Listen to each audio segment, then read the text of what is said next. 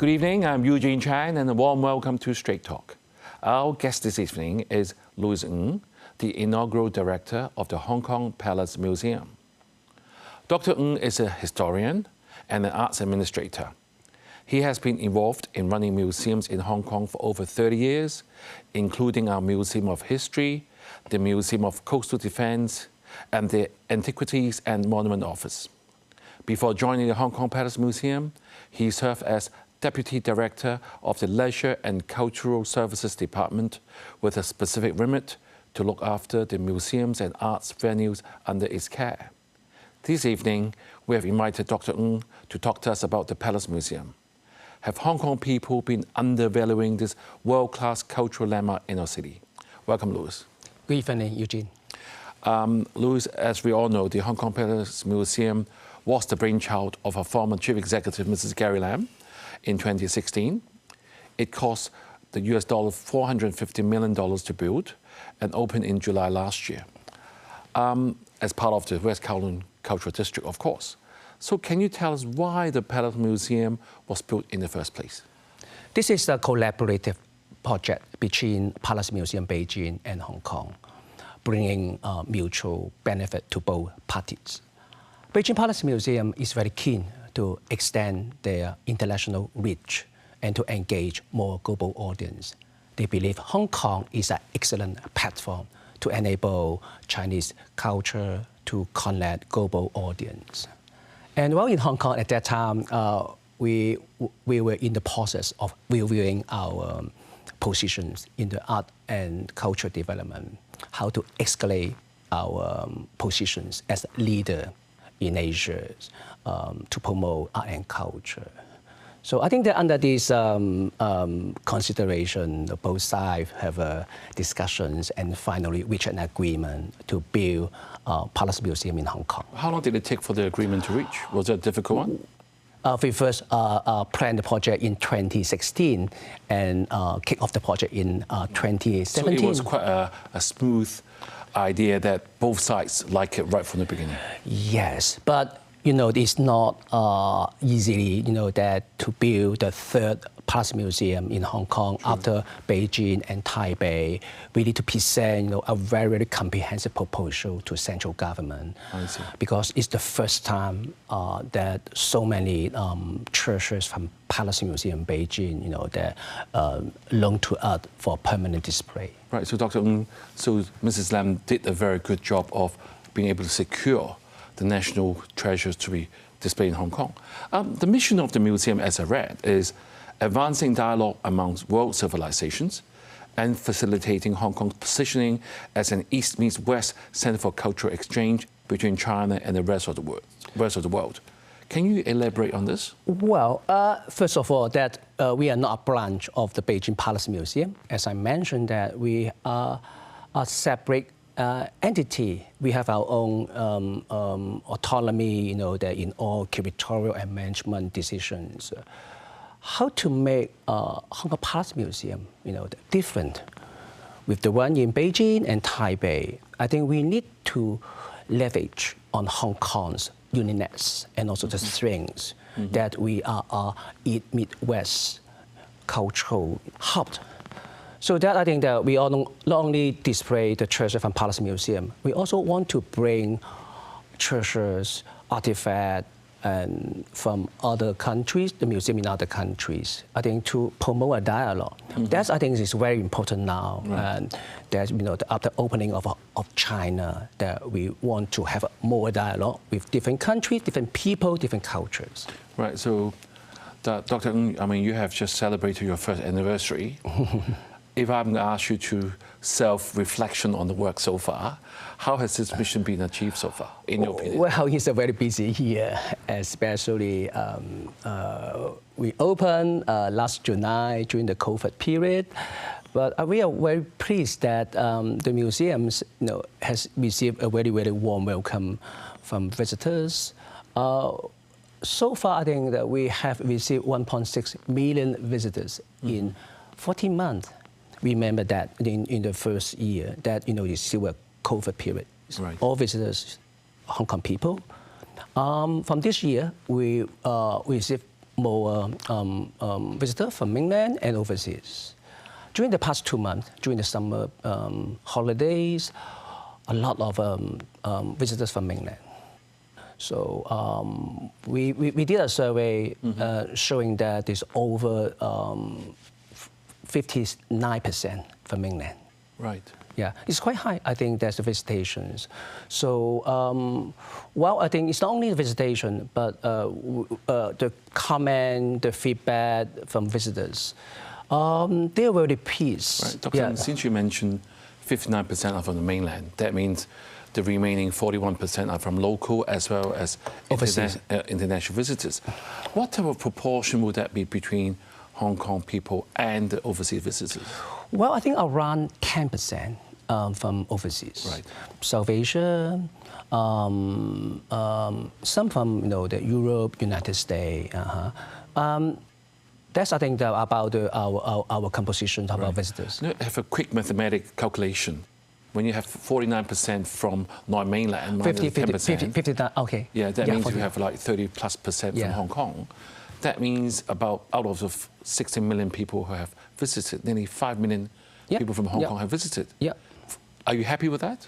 Well, I think there's a lot of work to do. I think in terms of visitations, there's 1.6 million in 14 months. It's quite a high figures, I think, for museum, I think, the visitors. Sorry, I got it wrong. So 1.6 million people visited the museum so far? So far. So that means Hong Kong people I think about Hong Kong people half a million? Half a million. I think more than this. More than this. Because the first year that we I think around in the first 6 months, entirely Hong Kong people. Hong Kong people do like to travel, and as you said, there are also Palace Museum in Beijing, also in Taipei. Yeah. So what niche does our Hong Kong Museum has that, right, in Hong Kong, I'm going to visit the Palace Museum in the weekend? What will be our niche? What will be our major attraction? Well, first of all, that we display treasure from Palace Museum. I think that's, remember that the Palace Museum has got 16 million visitors a year. And then this issue after the COVID, it's very difficult to get a ticket to visit the Palace Museum in Beijing. It's also quite far in the Greater Bay Area for visitors. I think it's more convenient to go to Hong Kong to visit the Palace Museum. So that makes Hong Kong a very good attraction even for the Greater Bay Area. Yeah. I think that for the location is very convenient, and also secondly, I think the way we present the Palace Museum artifacts is quite different from Beijing and Taipei. We use a quite contemporary approach. Right. Apart from the treasure from Beijing, any things about Hong Kong special characteristics that you use in the Hong Kong Palace Museum? A global perspective is very important, and since opening, we have collaborated with some overseas museums, the Louvre, Liechtenstein, Cartier, and we are going to present a show with the National Gallery London. So I think we add this international or global perspective to our exhibition. That's quite important. And then the visitor like, okay, I can see the treasure from Palace Museum. In the meantime, I can appreciate the art and culture from other countries, other cultures. Right. Well, being somebody who has visited the Palace Museum, I can assure you there's a lot to see. And honestly, I find it difficult to be able to absorb everything in one go. It takes a few hours. So do you also offer some subscription packages, just like other tourist attractions like the Ocean Park or even Disneyland? We have passes. How has that been received by the Hong Kong people so far? Well, as I can observe, I think in the past 14 months, a lot of Hong Kong people visit the museum twice, 3 times, or 4 times. Actually, I think we have membership scheme that you can join the museum as a member, around $600 I think a year. For a student, senior, only $300. So they can visit the museum unlimited times. Right.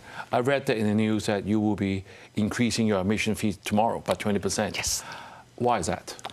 Well, I think that's we have to generate more revenue to support this high quality program.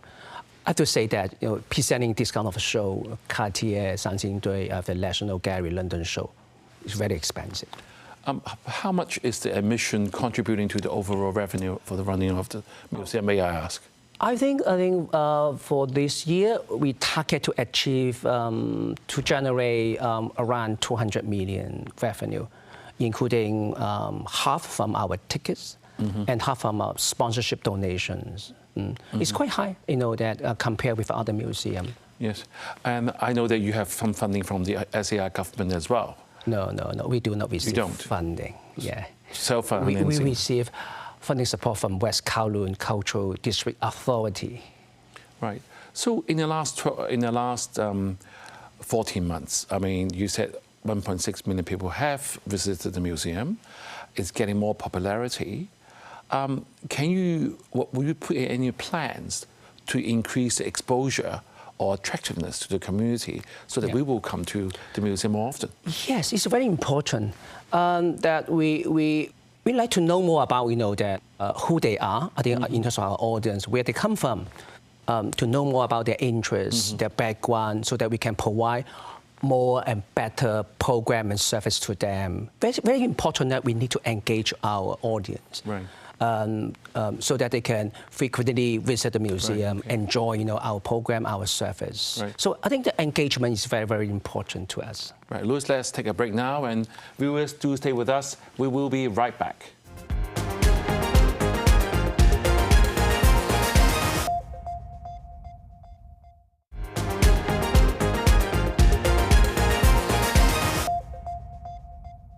Thank you for staying with us. We have Dr. Louis Ng this evening talking about whether the Palace Museum is undervalued by Hong Kong citizens.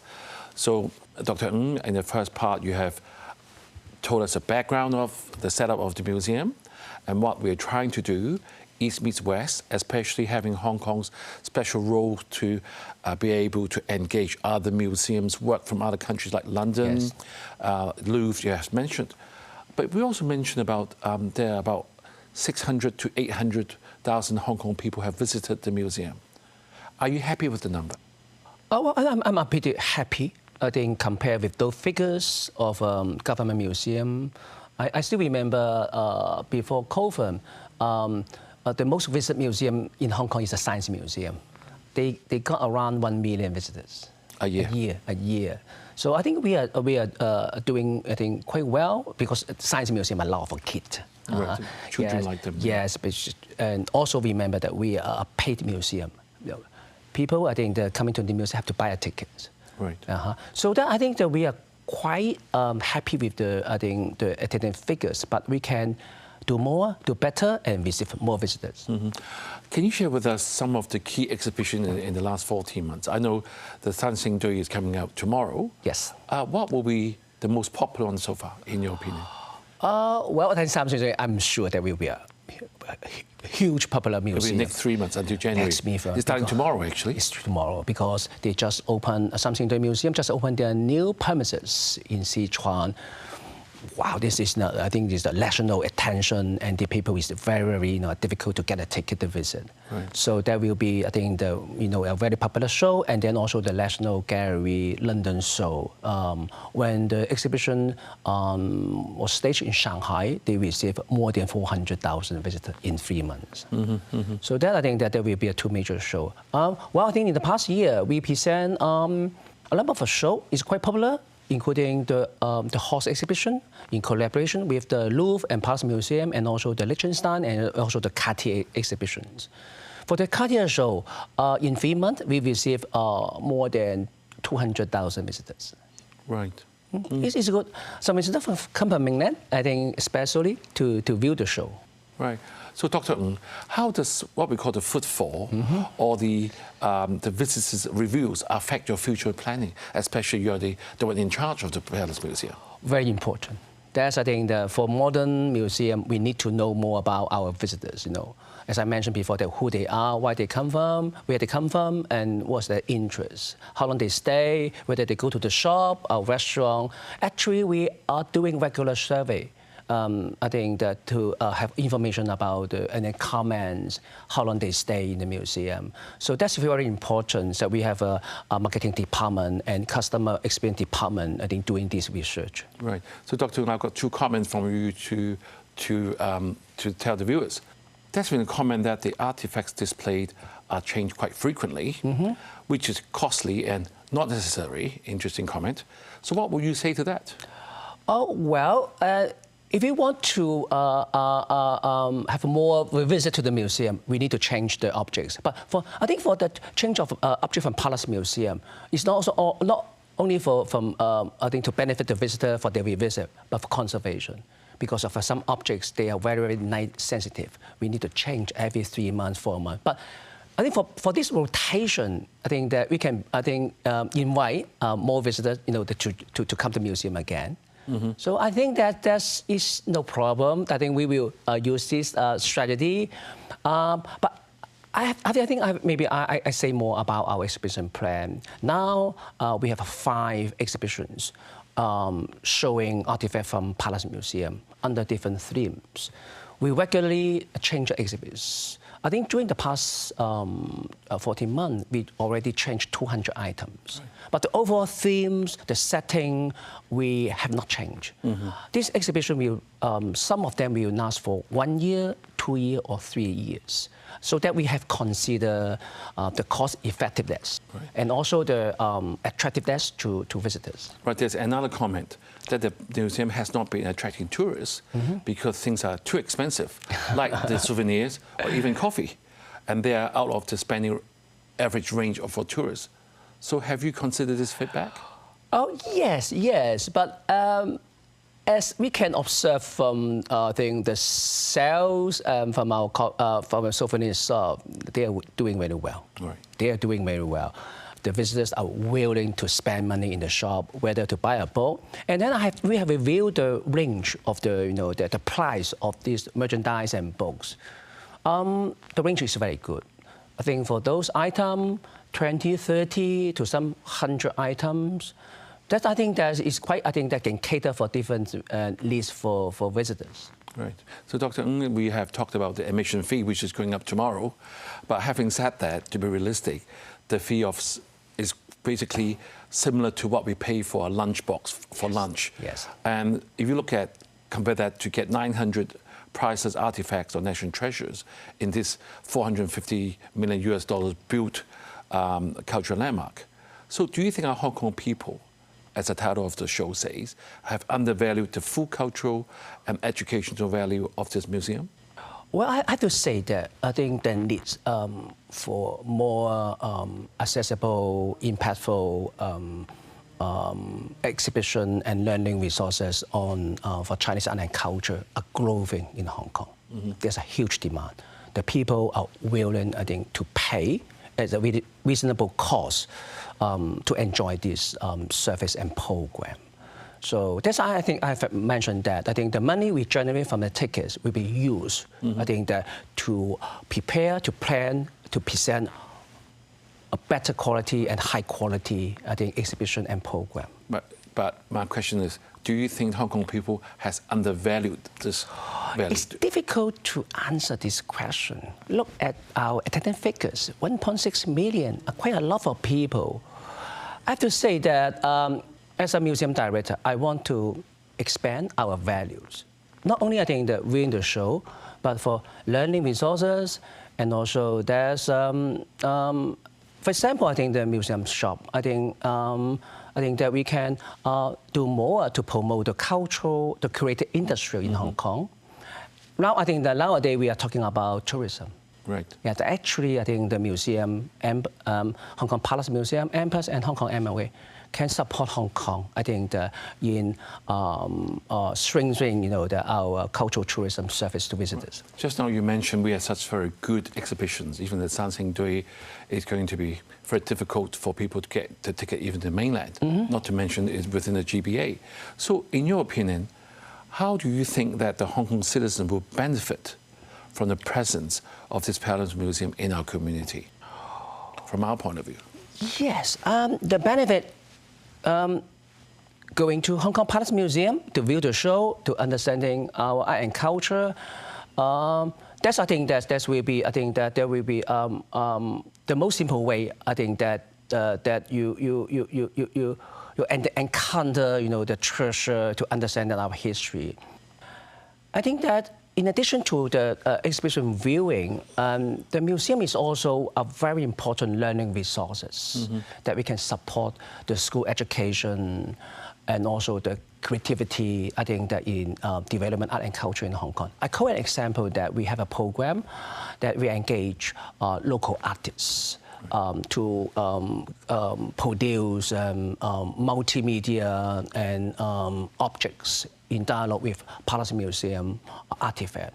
I think it's very important to empower our younger generations, you know, to understanding and to take part in the development of art and culture of Chinese history. Right. And how about our students? Do you have any plans to engage our younger generation? Well, I think in the past year, we have arranged organized visits from school around, we achieved figures of around 70,000 school children visit our museum. We provide docent service to them, and also for some school, we provide workshops. In addition to a school visit, we have also some program, especially for students. We've just completed the first year and student ambassador program. Right. We have 100 students. We train them as a museum docent. Oh, that's I think to guide some. Move. Yes. Right. So, Louis, looking ahead, what is the museum's top priority in 2024 and 2025? Well, can you share with us any strategic plans? I think that's maybe two aspects. As I mentioned, we will do more education program to engage, to empower our young generation. I think that to understand and also to take part in the development of our Chinese arts and culture. The second is we extend, we will do more international collaborations. For this year, we will have 2 international symposiums, I think, to be organized, in the Palace Museum. So there will be a lot of overseas and mainland scholars coming to Hong Kong. So we are also planning more international exhibition in next year, in the year ahead. So next year we will have exhibition from France and also some exhibition from Middle East. Right. Yeah. Right, thank you, Dr. Ng, for highlighting for us the immense value of having the Palace Museum right here in Hong Kong. Clearly, it is not just another museum housing historical artifacts, but a cultural gem that is essential in preserving our heritage and inspiring the next generation. Viewers, I'd like to leave you with a quote from Michelle Obama. Historic preservation is a tangible way to honor the past and inspire the future. Have a good evening and see you next week.